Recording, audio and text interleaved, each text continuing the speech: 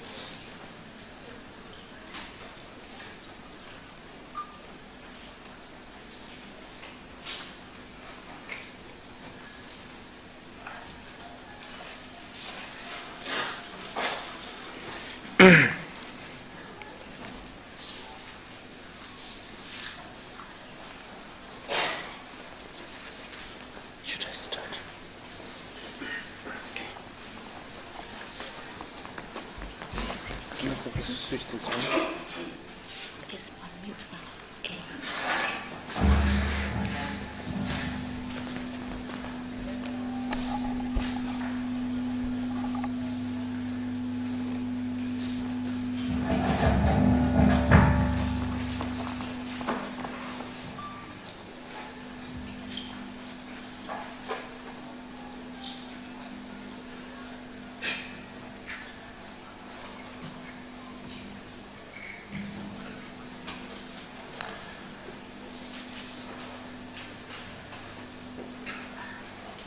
I believe that we are going to talk about relationship and love and all those stuff today. And probably I'm not the right person to talk about these things. But on the other hand, I may be the very right person because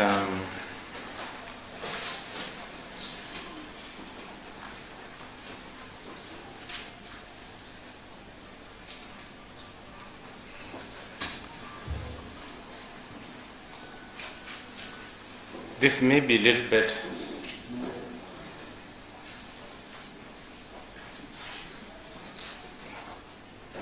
uncomfortable for some of you to hear, but I have many teachers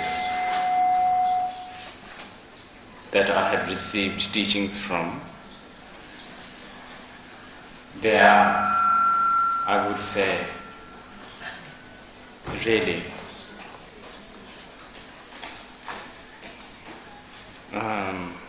Buddha in person.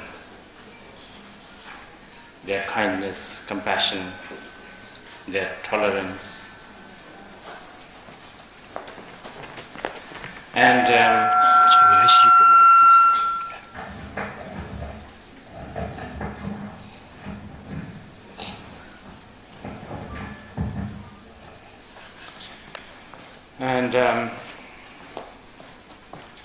in the Tibetan Buddhist tradition, it is believed that the Guru comes in many different kinds of manifestations. So within this context, I will say that I have also learned something so precious and awakening from a girl whom I fall in love madly.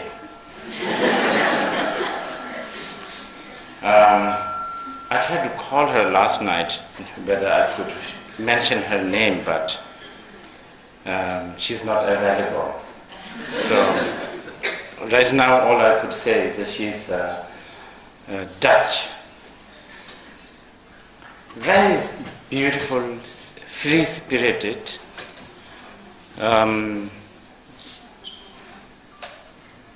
And her parents are kind of like bohemian hippie, you know.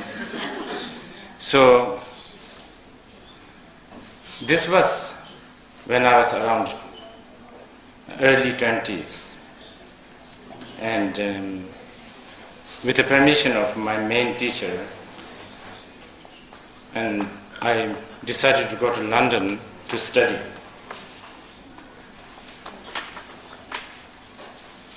And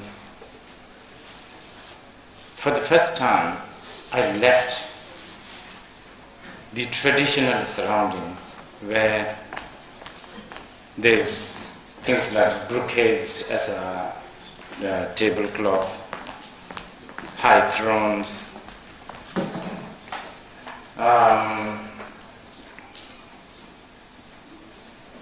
attendants,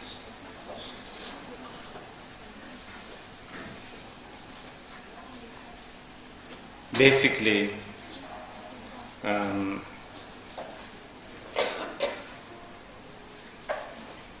really almost like a godly life in one way. I went and I went to London and I was alone. And I've learned lots of things like making breakfast, for instance. And going to supermarket and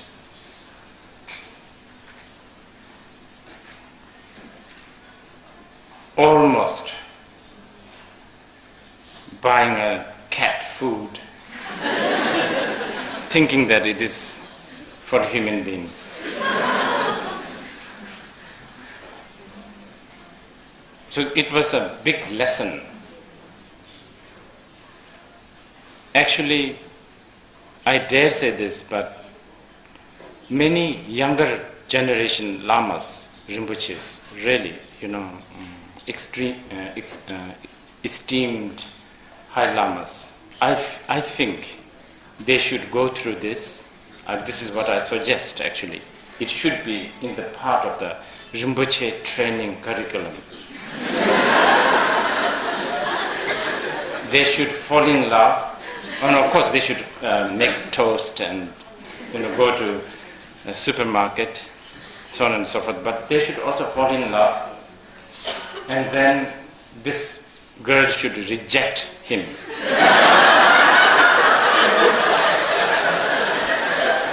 Because then we know what is suffering.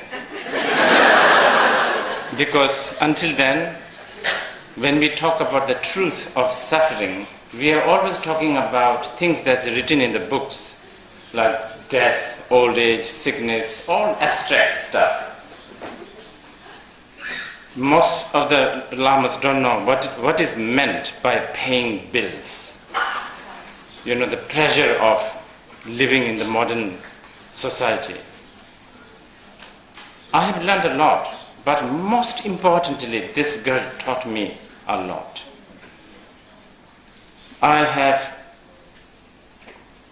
Because I was completely, madly in love, I think.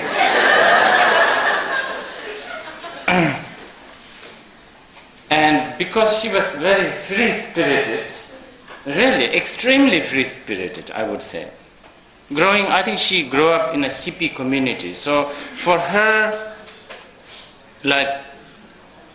she was amazingly free-spirited. So sometimes we would travel in the subway, and then she would, nudge me and say, "What do you think of that boy?" Like somebody traveling, just ordinary passenger. And before long, she would be talking to him, and then after a few days, they are already together. Just for a night or two. Not long. She discards him also. But, she, in her own way, she was very loyal to me. But it was so painful. And here, I'm supposedly the Lama who is supposed to teach the free spirit, non-attachment, do whatever you want. And there's this girl, jolly, all the time happy, and really giving me a really precious teaching. I must really consider her as one of my awakening teacher. So special, I would say. So I think, in some ways, maybe I could talk about relationship.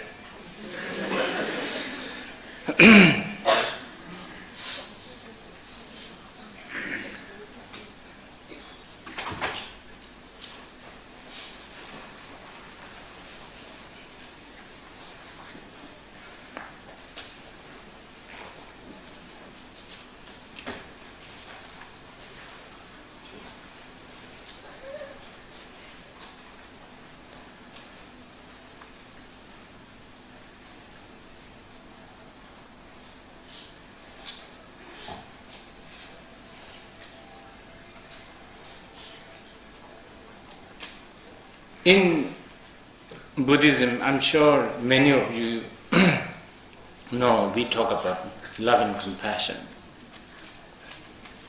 But when we talk about love and what we are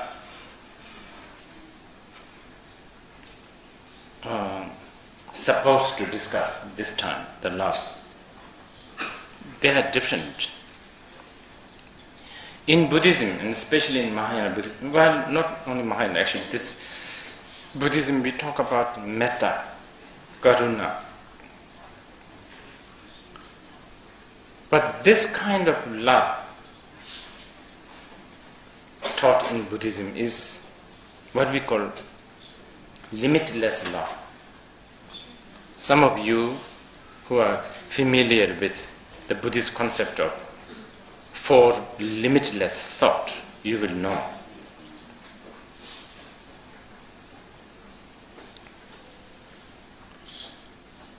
in fact, love is the first thing out of 4 limitless practice we are introduced. And the definition of the love is wishing all sentient beings to be happy, and not only to be happy, but to have the sense of gathering the cause of happiness. And such kind of love is aimed at all sentient beings. Therefore, the object is limitless. Such kind of love has no personal agenda. So, from the intention point of view, it is limitless.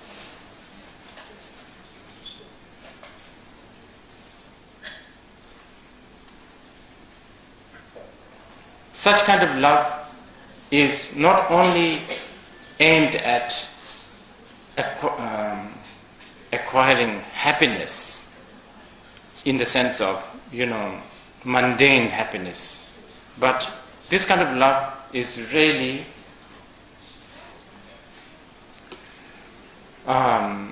aimed at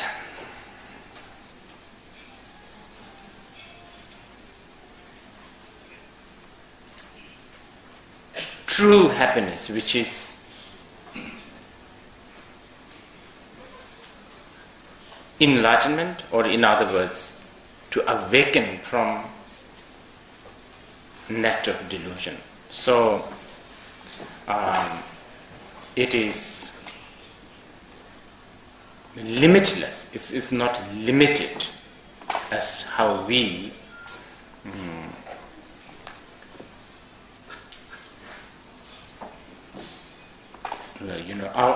the ordinary concept of love.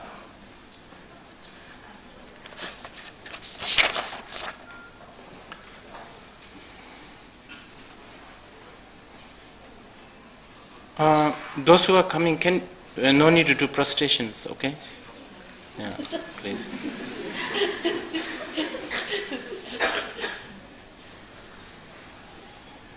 We could have done this in the same place as last night, in front of the holy shrine. And the purpose of moving to post office is so that we can talk some unwholesome stuff.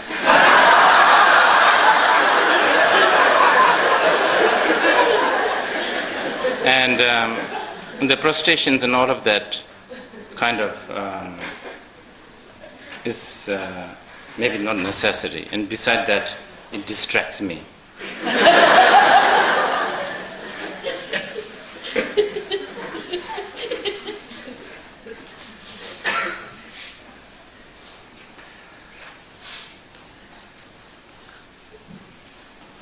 So, the love and relationship. What's the title of love and relationship? Yeah. Okay. Love and relationship that we are, expecting to discuss is really not taught in Buddhism. I have to tell you that. This is why I always think Buddhism is not going to grow so much. Buddhism deals with a truth. Truth is something that generally people are not that interested. Buddhism talks about things like impermanence,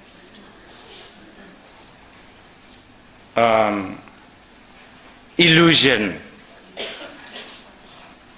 Not many people are interested in those things. So with this, if you go through sutras or shastras,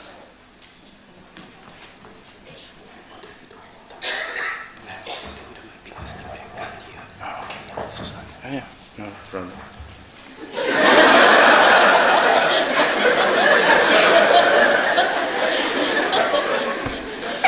Okay.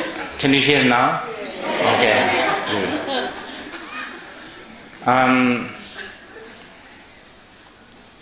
What was it that I was saying? Oh yeah. So, in the sutras and the shastras, there is no mention of marriage ceremony, for instance. This is why Buddhists don't have marriage ceremony, I tell you. This is true. Many traditional Buddhists, like in Korea, in Japan, are becoming Christian now. Because they don't have a good marriage ceremony. It's nice to wear a wedding gown, bouquets and the music and all of those are important, but Buddhists don't have. And I always say this, if I make a Buddhist marriage, which actually I'm trying to kind of gather some ideas of something related to Buddhist marriage. But if I really do it authentically, it's not going to work. It will be something like the couples in front of me and I say, oh well, things are impermanent.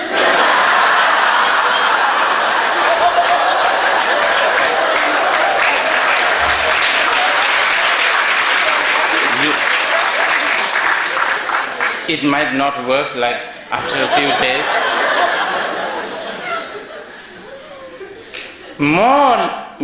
More likely, Buddhists would have a divorce ceremony, actually. So, love and relationship are not taught as it is an institution that you need. But love and a relationship kind of love is of course taught in the Buddhist teachings, but as a problem, not as something that you need to establish. It is sort of the attitude of the Buddhists talking about love and relationship is always, there's a little bit of suspicion, you understand? If you like, some kind of a suspicion. But of course, the Buddhists know, the people, no matter what, people will still keep on falling in love, people will still get married, people will still strive for relationship. So, one could give some advice on how to have a proper love and relationship, and I guess there is a question regarding the sex. So one could kind of, relate it to some of the Buddhist wisdom. We could discuss these things here and there, and this is what we will attempt to discuss today. And then I went through the questions. There are many questions. I don't know whether we could finish all of them, but we will try and see.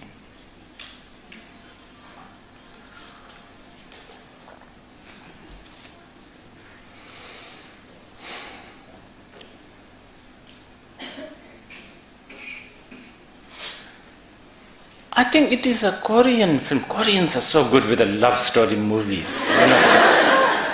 They're really good. I think it's a Korean film. I don't remember the name of the film or the director. It's quite a good film I saw long time ago. It's about two maids. Well, a servant and a maid. A servant from one family and another, a maid from another household. And they both serve very affluent, rich family. They do all the household chores. And these two are madly in love. And because they're poor. But what they decided to do is the both family, they're kind of like yuppies, so they have no time staying at home. So many times both families, they're overseas or not at all at home anyway. So the real human being who actually stays in the house happens to be the maid and the servant. From both the different house though. It's such a good film. And then they use the house of their boss, which is maybe not the right thing to do, but there's the flowers, there's big beds, this like champagne, wine glasses, or candlelight dinner, all of that. So they're kind of like, they exercise their love-making, relationship, all of that, in a borrowed place, basically. In many ways, our love and relationship is a bit like that. And the reason is, this is where the Buddhist wisdom comes in. We are all dependent on condition. None of us have control over anything. Forget external things. We can't have a control over what we will be feeling or thinking the next minute. When it comes, it comes. Then it will just blow you, push you, pull you, stretch you, flatten you. We are totally conditioned. We are so dependent. And it's not getting easier. Modern life, modern structure, infrastructure is making us even more dependent on different things, and even faster. A rejection from your partner could come instantly in an SMS. You understand? In the past, it may take like a month to walk, but this is no more the case. So our emotion, the stressful life is like a roller coaster. But anyway, the point is condition. The condition, we are ruled by conditions. And trying to have so this is good to be aware of. Trying to have a love, romance, candlelight dinner, relationship within this situation where everything is dependent on so many things. Now think. I think it's quite a good awareness to have this. Because one of the biggest problems with the love and the relationship is something called taking things for granted, isn't it? When the couple meet, a week, 2 weeks, fantastic. And then a month for those people who are kind of slow in their thinking, month, even a year, then due to all kinds of situations, stress, responsibility, morality, depression, you end up taking things for granted, especially your partner. You expect, if your partner SMS you every half an hour, and one day this partner, I don't know, maybe she or he has a diarrhea problem or something, I don't know, forgets to SMS within half an hour, then it bothers you, it bugs you. Then there will be questions, why didn't you do it? What happened? All of this.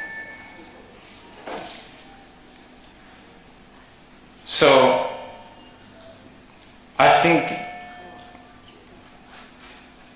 to have awareness of this fact that we are so dependent on cause and conditions, everything, that awareness might create a space and a boundary. But fundamentally though, this leads to another point. Love and the intention of having a relationship is very much based on insecurity. Love becomes a complete love when you feel you are satisfied with this notion of being loved by the other side. And I write sometimes film, so there's a different genre that you can write, like comedy, thriller, whatever. Romance. This is something very interesting.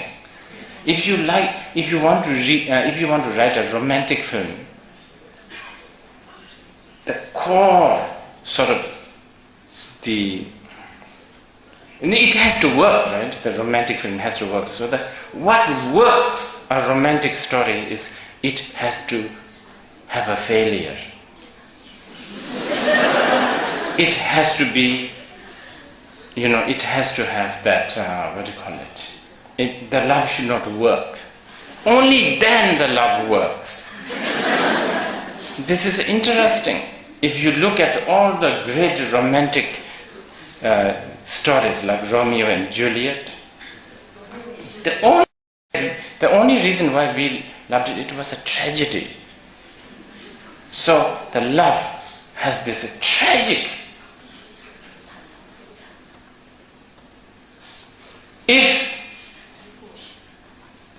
So I guess this is why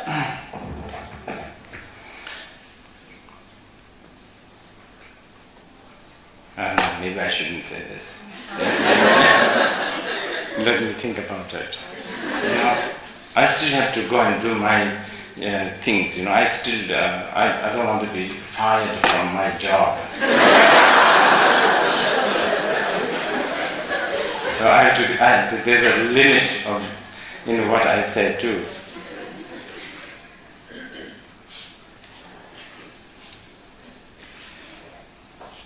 Yes, insecurity. That is like the blood of love, I feel.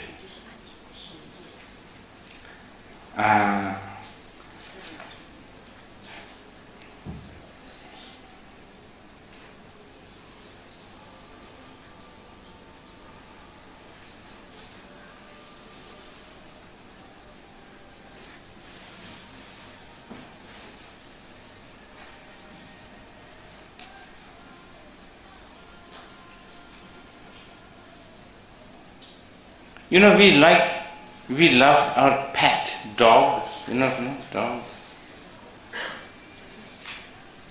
Do you know we kind of love our dogs, pet, cats, whatever, kind of much more sort of successfully than our human pet,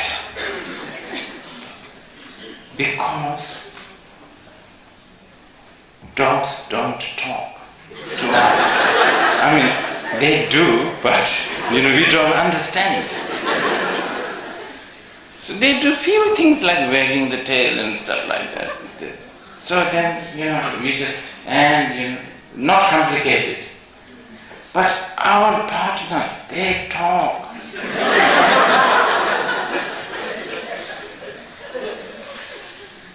And then, of course, you live listen and you hear, or you don't listen and you don't hear. This is a big one. Communication. Oh. I was just telling to some of my friends, there is no such thing as communication. This is actually said by one of the great Nyingma master called Jigme Lingpa. He said, the moment we think, it is a confusion, and the moment we say something, it is a contradiction.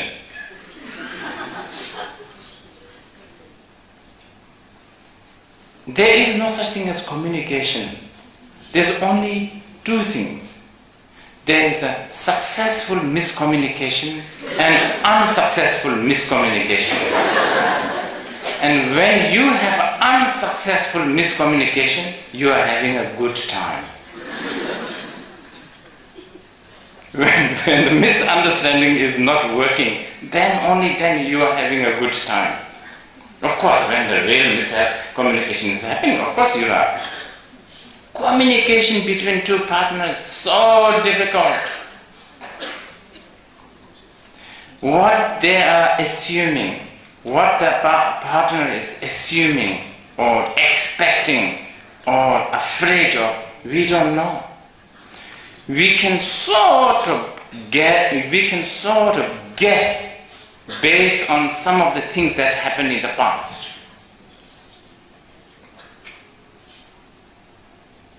But emotions and the mood is like a weather. It changes all the time.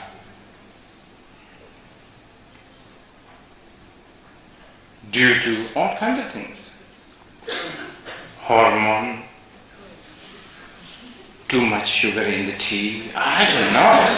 It's endless causing conditions, as we talked earlier, because we are so dependent on conditions. We are ruled by conditions. So we will come back to the communication a little bit later, but first, if we have problem with the communication, how do we share things? This is a big one. You know, everything about relationship is sharing. Now let me be a little bit here. Let me bring some of the Buddhist wisdom or Buddhist understanding of sharing.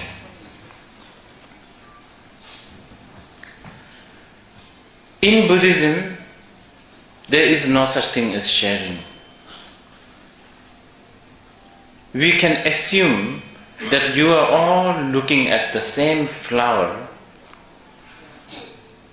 exactly same flower as the flower that I'm looking at. But that's only an assumption. What you see, I never see.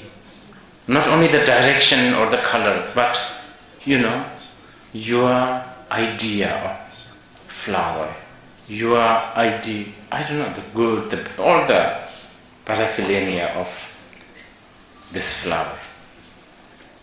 An individual experience.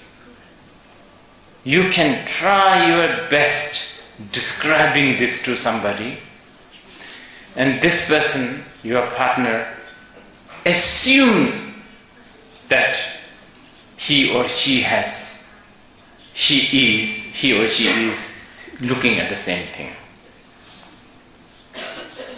This is very emphasized in Buddhism. If you read a classic Buddhist text, like the sutras, it all begins with, "Thus have I heard. Once Buddha was here, there, like that. Thus have I heard." It's a very important statement, because Ananda is saying, I don't know what he taught, but this is what I have heard.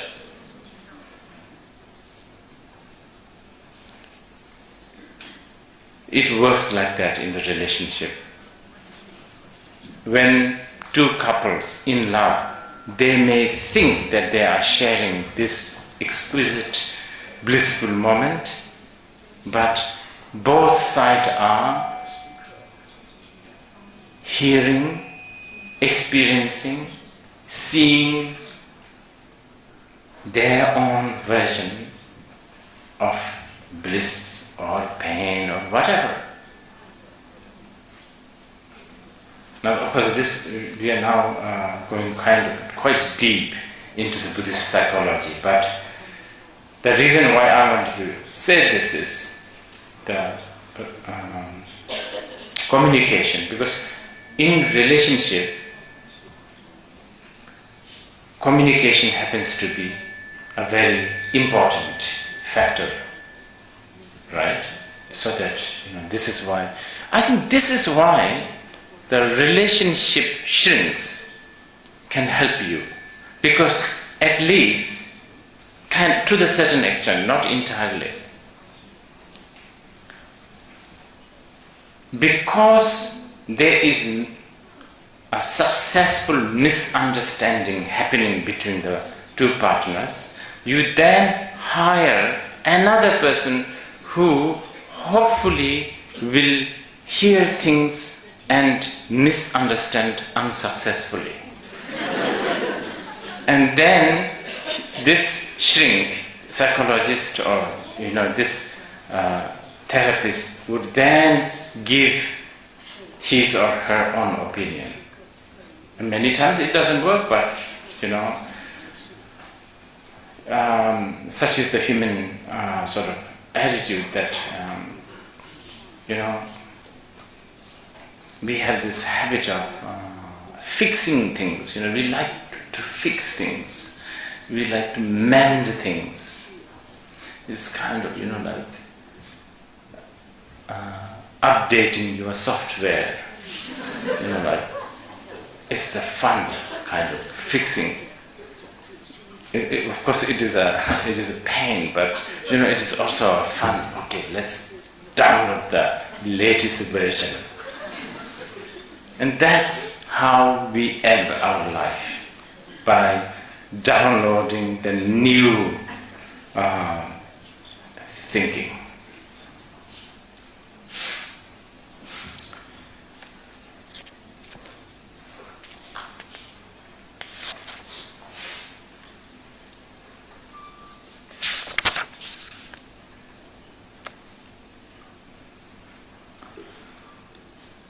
I will let you ask the questions, but there are a few more things. Then, in the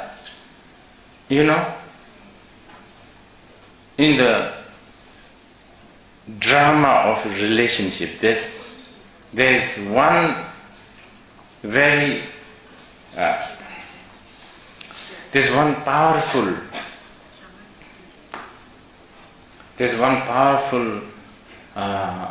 mental factor, should I say, that disrupts our relationship. And do you know what that is? It is the burden of having to be nice. This is a burden. This burden. You feel that you have to be nice. Oh my God. I don't know, like opening the door, putting on the jackets. Are you cold? Are you hot? Are you hungry? Do you want to have a little bit of this? The burden of needing to be nice. That kills the relationship many times. Many times. And this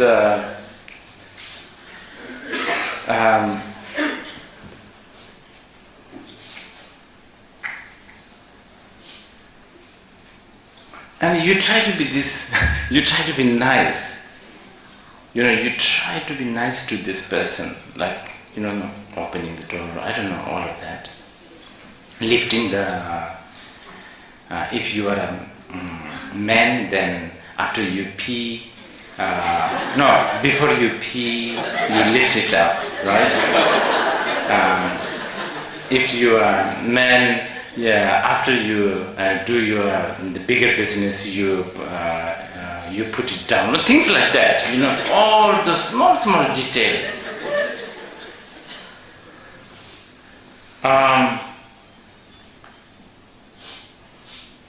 In the process, you have taught your partner that's what she is supposed to assume. And one day you are going to fail doing this. And then all the miscommunication begins.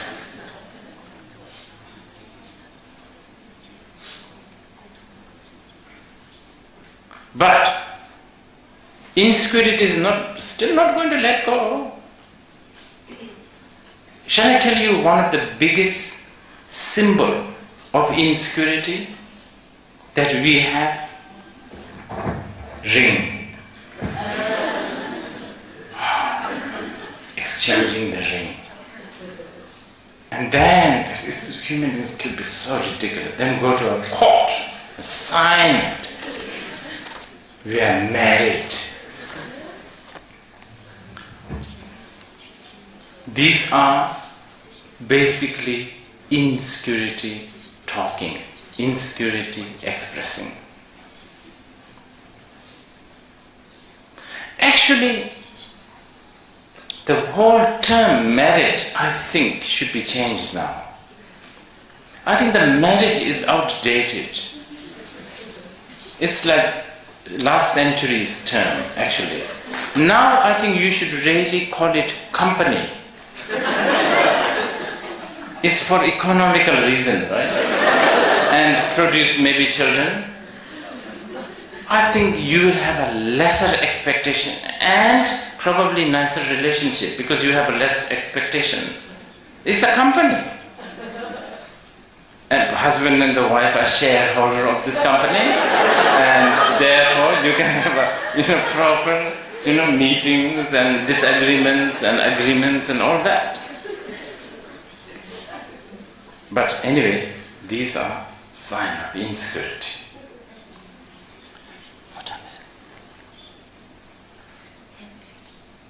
it? Okay, we take a break. Like 10 minutes break. 10, 15 minutes.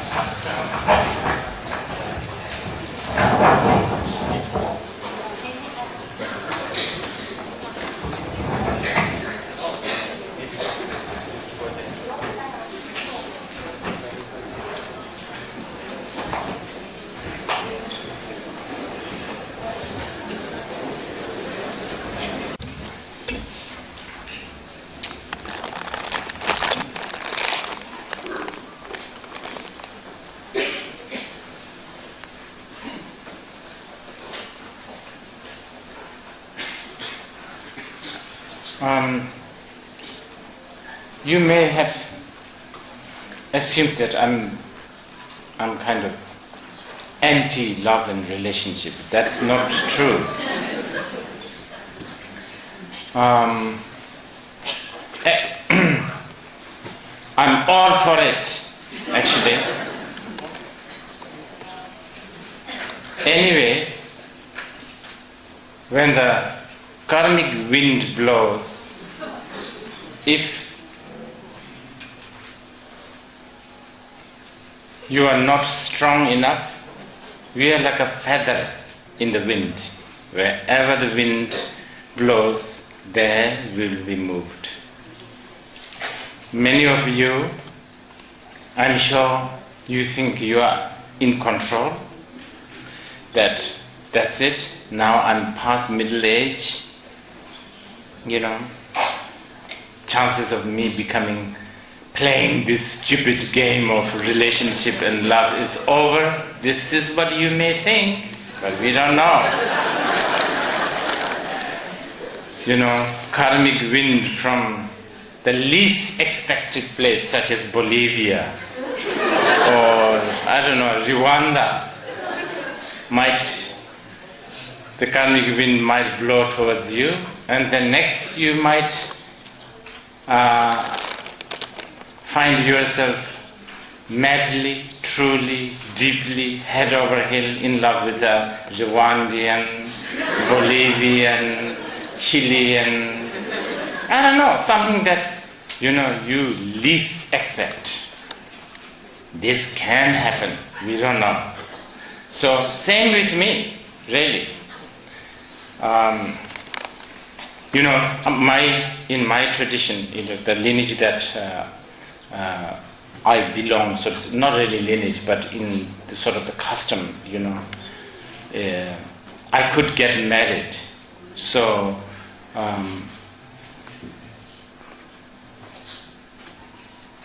when I was around 17, there was a talk about some people saying that I should get married, and people actually sort of suggest some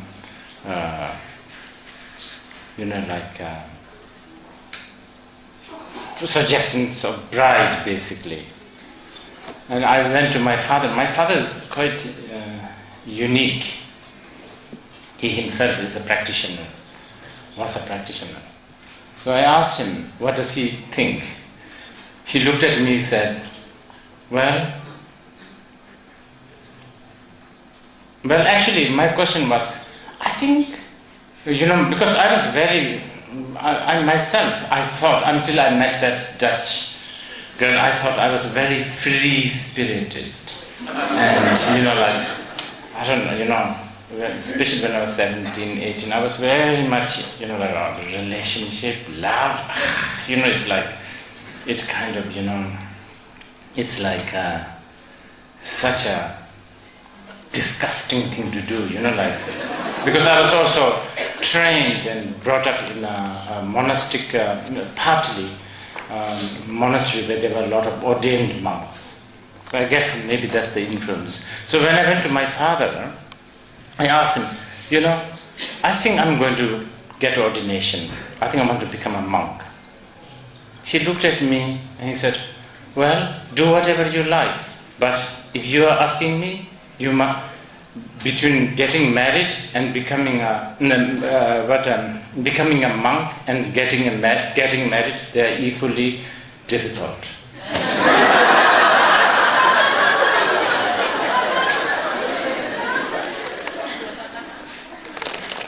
And he said he said a lot of things. He said, well, at least in the married situation, you will be less hypocritical. And that was good. That was very good advice, I think. So I'm not being anti-relationship here, but many times what we are lacking, everything we do is the, being objective, basically. So we get caught up, we get entangled with a certain value. And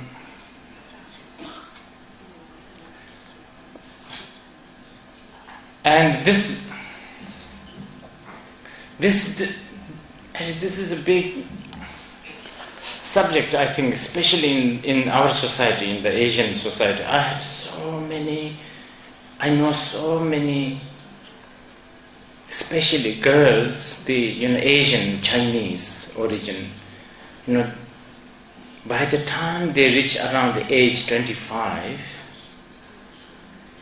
they get so stressed because they're in the midst of this whole society that is looking at them. Why are you still not married? And I really feel for them, because their parents, the older generations, they value the marriage. But the world has changed in many different levels.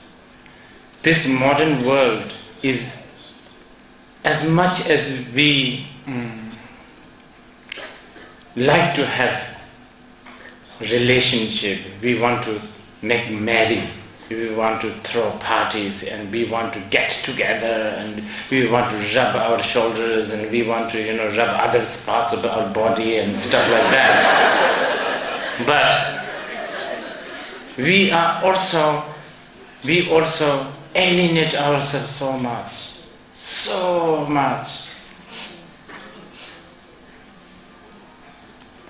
Really, it's happening, like in every level.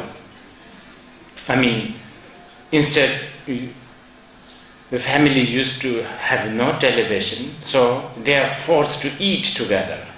So there's some kind of a relationship at least. Now, the family have different rooms and different television in each room. And then they all have different channels. And people have to watch their own favorite program. So we alienate ourselves. Then there's a Facebook, Twitter, fast, sort of broadband methods of alienating ourselves. And then, of course, it's expensive. Costly. Relationship is so, not, of course, emotionally it is expensive, but even, financially it can be very expensive. So, but there is this pressure, I feel, especially to the girls in a particular society, that they need to get married. But for all of this, it helps us to be objective. I'm sure, including myself, we will end up doing everything opposite of what we talked today. But it's good to have that objective view about our life. And ideally, remind ourselves this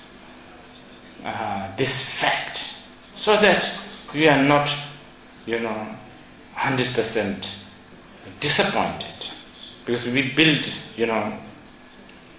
I remember giving this example. Our life is like trying to put 3 strawberries on the top of each other. You put 1 strawberry on the top of one, and then you try to put another one. And it doesn't work, because they're slippery and they're oddly shaped. But the problem is, the second one kind of set on the first one. Strawberry. The problem is the second one set on the momentarily, and that gave us some hope. It may work. But life, in general, it never works.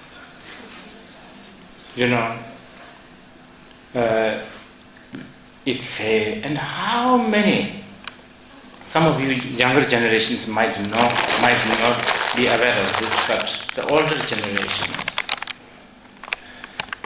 we know how many times we tried to fix and have a so-called happily living forever, that situation, the Bollywood experience.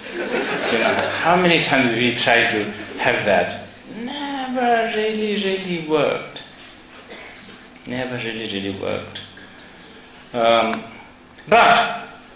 I like to also say, I'm sorry I'm scattered here and there, but when I remember something, I have to say, otherwise I forget.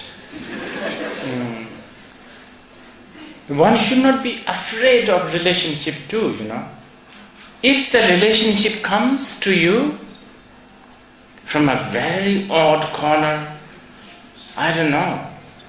If it comes to you You should be confident and accept it. Let the life flow. You will never know. You will, I have actually encountered people who are past, like 50, both men and women, and then suddenly they find themselves, being admired by, younger people, and then they get so flustered and so, agitated and what to do, and, they're kind of happy inside, but at the same time they're afraid, I don't look any more good, I look saggy, all of this. You understand? When the karmic wind blows, and I will tell you something, I can't mention the name, this one definitely I cannot mention the name. When I was 7 years old, 7, 8, I had a strong crush with one Rinpoche's mother. She was like maybe around 45. Oh my God. So strong crush. I remember this so clearly. That if anybody is talking to her besides the Rinpoche, the son, I get jealous and I get what is this guy doing? You understand? And many hours and many days I would kind of make story about life with her. So ridiculous, isn't it? She never knew, of course not. But she was very beautiful, I have to say. But many of you know this Rinpoche, so I cannot tell them.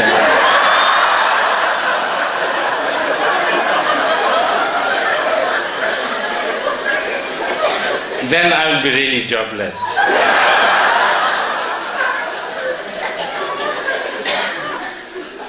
This could happen to you. And when this happens, you should not be, because the same reason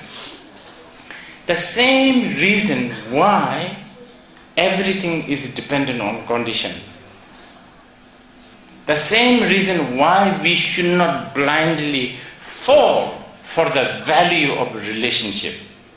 With the same reason why we should not be afraid of the relationship also. If it comes to you, tomorrow if you find yourself and if you like this person, no, of course, if this person is sleazy and,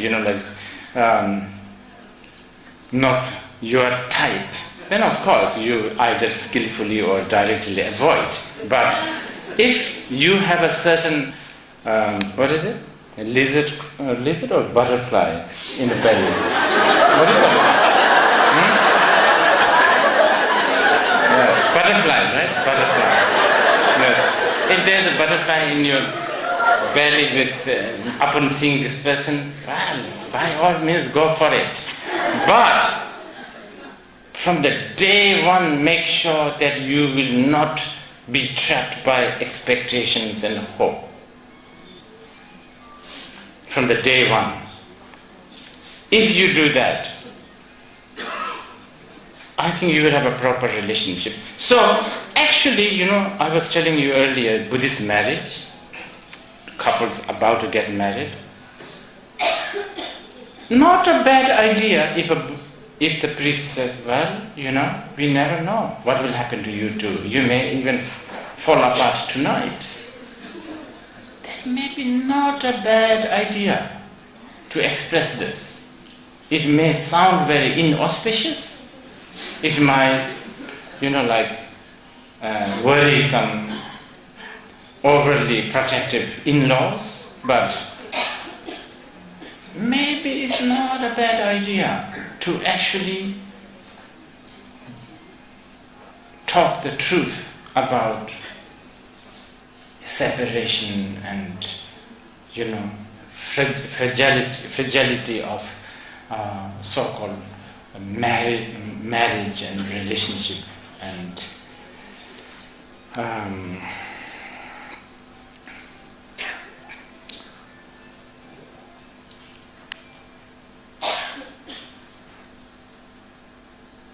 anyway, something more practical now. I think maybe we talked too much about all this, but something more practical. So, let's say you already have a boyfriend or a girlfriend or a wife or a husband. You are stuck, basically. Let's say you already have. Now what do we do? Now after we discuss this, should we go ahead or should we all become monks? Remember, I've given you the example. That I would say, if you already have a partner, I think it's important to remember in Buddhism, the whole idea, especially in Mahayana Buddhism,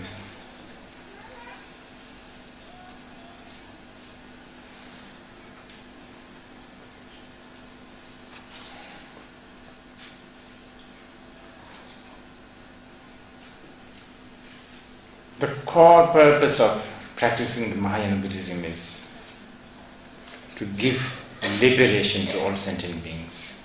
Liberation. Liberation means freedom, basically.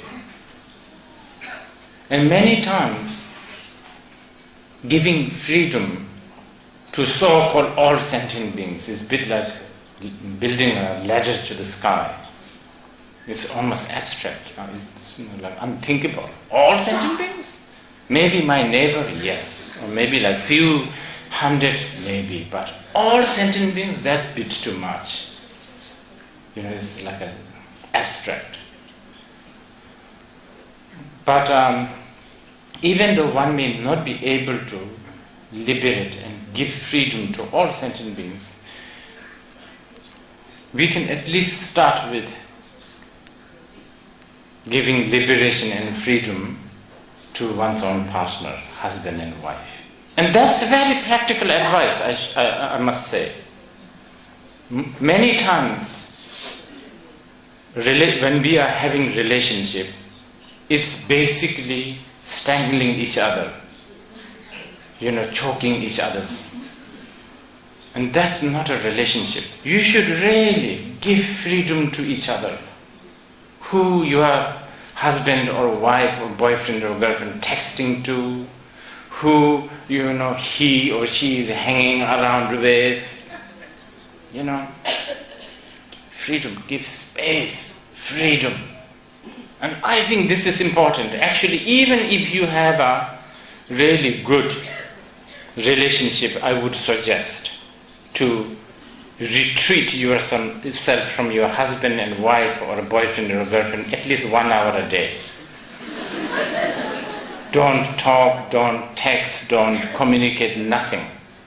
I think it would help. Anyway, lastly, I will conclude this so that we can go on with the questions. Shakyamuni Buddha himself said, we must all treat our life, our so-called family life, whatever, as an experience of Dankang means like basically hotel. It's like a hotel. In the big hotels, people check in and people check out. You understand? This is how it is. Our life is like that. New friends check in, old friends check out. You understand? And this is such amazing teaching because this is how our life is. If you can think that this is the beauty of temporariness. Temporary stuff are so nice. It's very blissful and it's beautiful. When things are stagnant and forever, it stings. You should think that this life with my husband, wife, boyfriend, girlfriend, this is it is very temporary. Even though you may not break up for this breathing life, one of these days, one of you will have to die. And when you die, you go separate.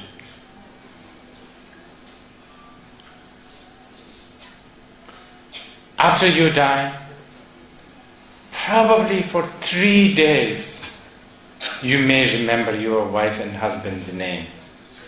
By the 4th and 5th day, you will only remember the half the name. By about the 10th day, you don't even remember whether he was he, or she was she, or maybe he is she, maybe she is he. Then by around 20th day, you don't even know that that is a human being. Then the next life's force begins to creep in. For instance, if you are about to reborn as a bird, your love and admiration, sort of always wanting to smell your boyfriend, girlfriend, whatever, that's being replaced by feeling famished when you see a worm. Because you are about to become a bird now, and feels like, flying and so on and so forth. And by then, so-called your beloved husband, wife, boyfriend, girlfriend, that chapter is closed. And the next time you see, you might reborn as a pigeon and sit, eat, breadcrumbs, next to your ex-wife or ex-boyfriend or girlfriends, in front of you. You will not even notice. And he or she will also not notice. And that's how we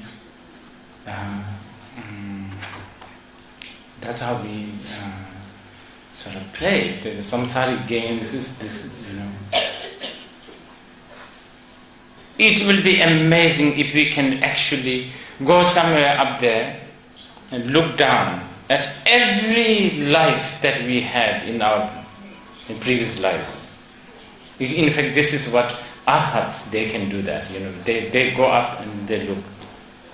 It will be just so sad and happy and joyful and just amazing. How many people must have hanged themselves for the love of you? How many people have starved for the love of you? And you yourself, how many times you have hanged for loving, for the sake of love and relationship for others?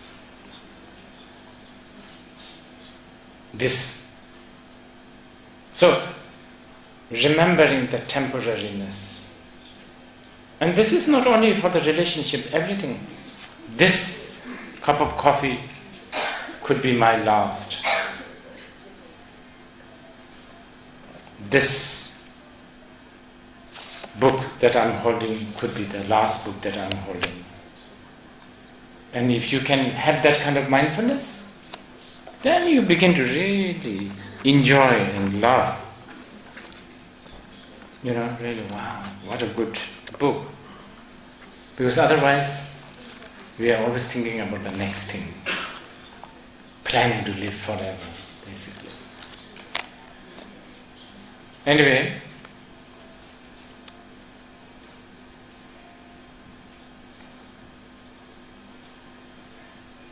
what did Shakespeare say? Parting is what? Yes. I think he's right. Sweet sorrow is basically love and relationship.